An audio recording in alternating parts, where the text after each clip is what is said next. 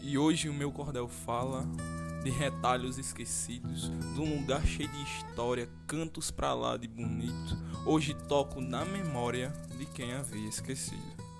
E aonde é que fica? Uma dica eu vou fazer. Um distrito de Ingá que começa com a letra P. Pontina, esse lugar, tem orgulho em conhecer. Falar dos pontos famosos que é pra lá de visitado. O cruzeiro se encaixa por ser tão abençoado. Temos Nossa Mãe das Graças protegendo o povoado. Bem pelo labirinto, Pontina é bem conhecida, onde temos um museu de gerência de Dona Rita, artesã profissional em que até hoje ensina. Os casarões de cada rua chamam a atenção da visita, e é claro, a linda igreja deixa a rua mais bonita. É essa a característica de minha linda Pontina. Finalizo meu cordel fazendo um convite a você. O que estás esperando pra Pontina conhecer? Esse lugar tão perfeito, cuide logo e venha ver. Constituído como primeiro distrito da cidade de Ingá, Pontina teve sua origem em meados do século XIX, pertencente a uma propriedade privada de uma família que carregava o sobrenome Pontes. Era chamada Serra dos Pontes. Com a chegada dos novos habitantes e o desenvolvimento socioeconômico do distrito, no dia 7 de janeiro de 1949, Serra dos Pontes passou-se a se chamar Distrito de Pontina. Conforme o desenvolvimento do núcleo urbano do até então vilarejo, na década de 30, é instalado o primeiro sistema de iluminação pública movido a gás, que iluminava as ruas e as casas. Em 1979, é substituído pelo sistema de eletrificação. Seguindo esse percurso de desenvolvimento local, em 1986, as ruas do distrito são pavimentadas, fato que foi recebido com grande euforia pela população. Apesar desse progresso, o abastecimento de água chegou em nosso distrito apenas em 1990. Atualmente, a principal fonte de renda da população é através da agricultura familiar, mas no passado era muito comum a cultura do sisal, a pecuária bovina e as casas de farinhas. O sistema de ensino só é implantado na vila em meados da década de 50, com a construção da escola chamada Frei Herculano.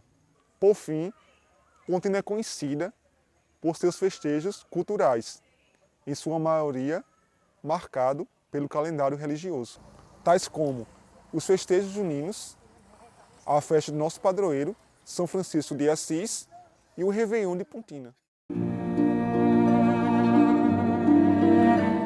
A igreja Nossa Senhora do Rosário foi fundada em 1888 pelos escravos, quando eles foram libertados pela princesa Isabel. O material do construimento da igreja foi carregado pelos escravos e acompanhado com os anjos em cima do carregamento das pedras e madeiras e telha. Aí eles fizeram a doação de Nossa Senhora do Rosário e colocaram na igreja. E Nossa Senhora do Rosário era uma santa muito rica, era coberta de ouro. Mas, infelizmente, quando a igreja estava construída com vários e vários anos, aí roubaram a santa. Foi pelo um padre que roubou, vendeu essa santa no museu em Recife, comprou um carro para passear. Infelizmente, no passeio deles, o carro capotou e ele morreu. Aí a santa foi vendida no museu em Recife. Todo ano fazia a festa de Nossa Senhora do Rosário. Missa, procissão, tinha festa de rua. Quando roubaram a santa, que ficou sem santa, aí trouxeram uma Nossa Senhora do Rosário pequenininha, que está lá em cima na igreja de São Francisco. Tudo feito de pedra, que foi os crioulos mesmo que fizeram. A madeira era madeira antiga, que era um absurdo, dava para fazer, só uma linha dava para fazer 3, se fosse preciso. Os cabos eram cada um 20, 30 centímetros de largura, 40. E as telhas eram telhas de 1.000 metros. Trouxeram carregado de uma praviola, 2 pau, pegado com um bocado de lata forrada, 5 forrados, botado as pedras e os anjinhos em cima. Os anjinhos tudo pequenininhos em cima. Onde tivesse pedra, eles estavam carregando. Tem pedra de meio metro de tamanho.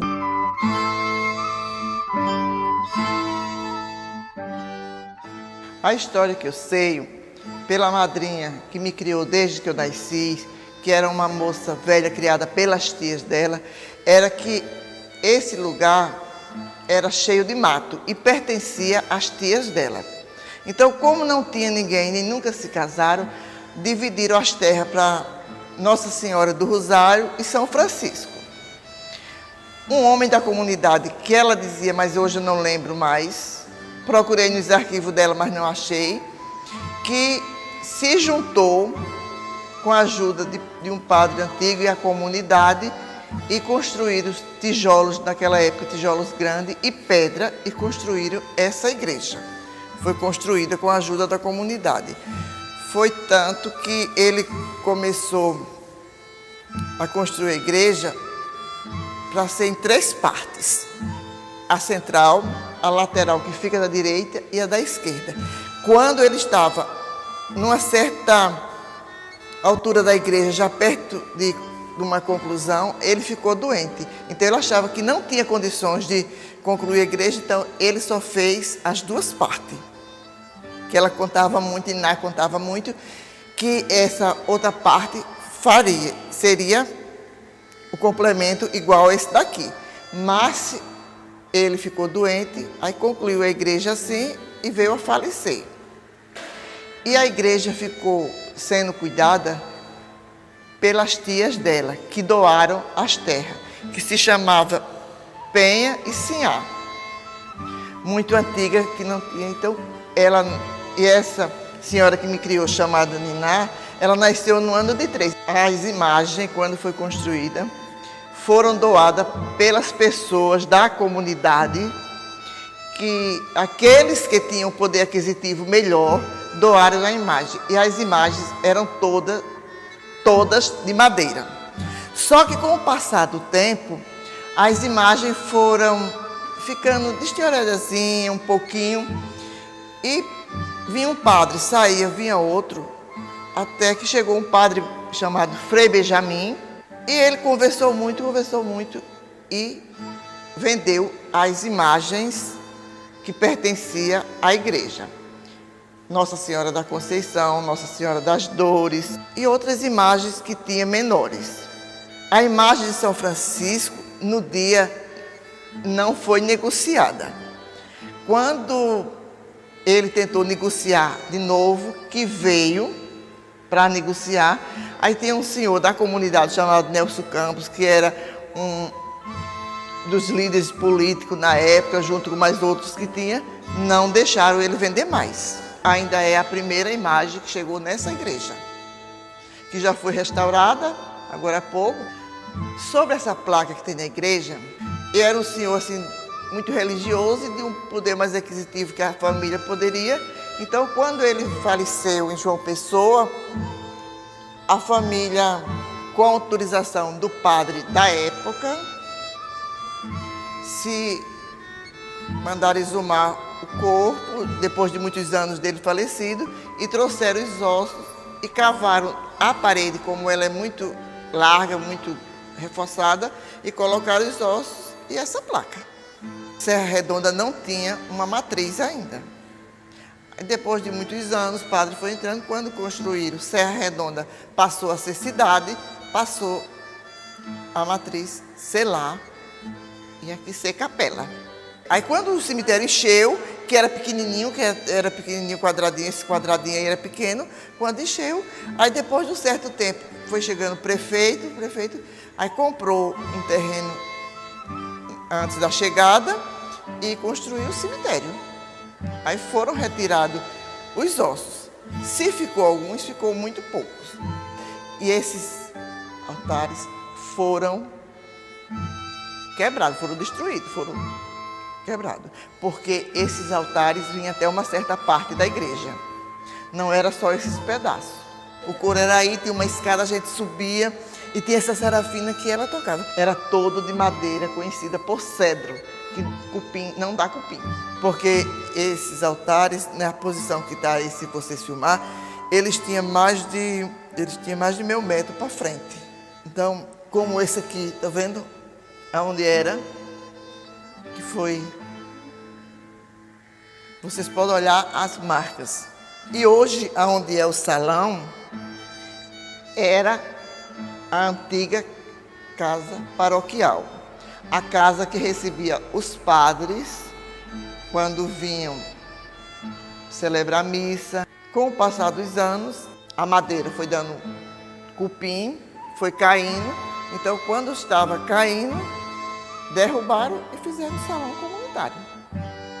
E a caixa d'água até hoje botaram laje e tem dentro do salão. Na época dessa bexiga que teve aqui, que foi uma bexiga que muita gente pegou, mas pegou de uma forma mais leve.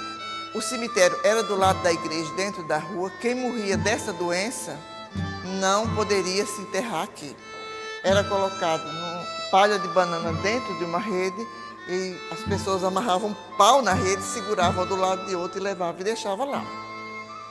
Então, aqueles que eram graves, raramente voltou alguma pessoa.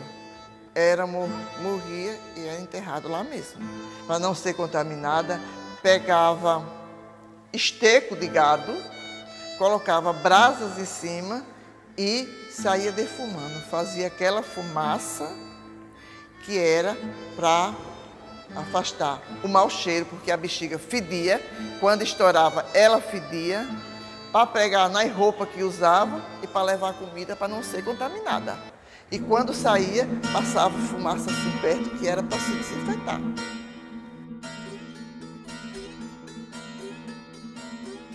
O povo falava nisso da loca da bexiga porque era por causa dos bexiguentos que estavam se tratando lá, sabe? E era doença perigosa. A doença era perigosa. A bexiga era que nascia no corpo, dava febre e ia lá para a loca porque pegava demais e todo mundo pegava. Aí tinha uma loca lá reservada num canto esquisito, que só ia gente que já teve bexiga. Naquela época. Eu era menino pequeno. Naquela época, aquele mais velho que já teve bexiga era quem ia tratar, mandado pelas autoridades, a polícia, mandava os que já teve bexiga e tratar daqueles outros, sabe? Mas que eu mesmo não tenho, nunca fui lá, não, nem entrar na loca eu entrei, já passei por perto, pela frente muitas vezes, mas nunca entrei não, porque eu tenho nervoso. Os que iam tratar, era gente que já teve a bexiga, porque não pegava mais, a bexiga só dava uma vez. Ficava lá, dormia lá e tudo. Era muitos bexiguentos que tinha lá nas locas e quando acontecia era enterrado lá mesmo, fora da loca, mas no terreno não traziam para cemitério não, porque pegava demais, sabe? Trazer o bexiguento que morreu para o cemitério, o povo acompanhava e ia pegar a doença, aí enterravam lá mesmo. Lá tinha até, no tempo que eu era menino, tinha muitas cruzes lá, ao redor da loca da bexiga, lá por perto de gente que tinha morrido lá. Antes de eu ter a terra, aqui era um agave muito grande, entendeu? Aí tinha um caminho lá pela da seca, aí conhecia pela loca da bexiga, só que eu não conheci, foi o meu pai que falava para mim, certo? Aí quando eu comprei isso aqui, eu achei cruz aqui, tinha cruz, tinha panela, nosso pessoal começaram a trabalhar e começaram a queimar. Aí queimaram tudo, até um levou o aquilo para Pontina, os pessoal mandaram trazer de volta que era perigoso, não sei o que, me trouxeram para cá de novo, certo? Aí teve 20 anos que eu comprei aqui, esse terreno, sempre eu estou aqui nesse terreno, aí acabou tudo isso, que eu fiz a limpeza, aí a gente acabou com esses negócios todinhos, sabe? E ali, olha, ficavam os bexiguentos ali, deitados, enrolados de pá de banana, os outros tomando conta. Quem morria, eles enterravam aqui. Quem ficava bom, eles levavam para lá, para Pontina. Certo? E o pessoal trazia comida. Os melhores iam pegar a comida no caminho para trazer para eles. Porque quando eu chego aqui, tem muita gente de Ingá. Assim, às vezes tem 5, 6 pessoas de Ingá. Vem da Chã aqui, eles filmam os negócios aqui também, tudo. Até o professor de Ingá, ele estava aqui com um bocado de gente aqui filmando e tem até um susto. É o seguinte, aqui era só mato. Aí os bichos que tinham para ali, os que ficavam bons, eles levavam para Pontina. Os que morriam, eles enterravam aqui. Sempre, eu digo aqui é duas cobras, porque os mais velhos me falam. Só que eu sei falar. Porque aqui a gente tem medo de mexer nessas pedras, porque a gente tem medo de pegar esses negócios que diz que é muito contaminoso. A gente tem medo, certo? Aqui é onde fica 2 covinhas. Agora, para aqui tudo era mato, o caminho era aí assim, ó, subia por aí na mata para ir para lá para a Loca da Bexiga. Falar dos pontos turísticos de Pontina se torna relevante devido à sua posição geográfica. Pontina, ela acaba sendo beneficiada por muitos pontos naturais, em especial o Cruzeiro, também conhecido como Monte das Graças por alguns religiosos. Outros pontos naturais importantes que cabe a gente aqui citar é a Pedra da Bica, que se encontra ao pé do Cruzeiro quando chove. A água que desce se torna uma biqueira e as pessoas visitam para tomar banho e se divertirem. A Loca da Bexiga também, bastante importante com sua história. É importante também citarmos as belezas materiais, que são as casas e os casarões que o distrito de Pontina preserva.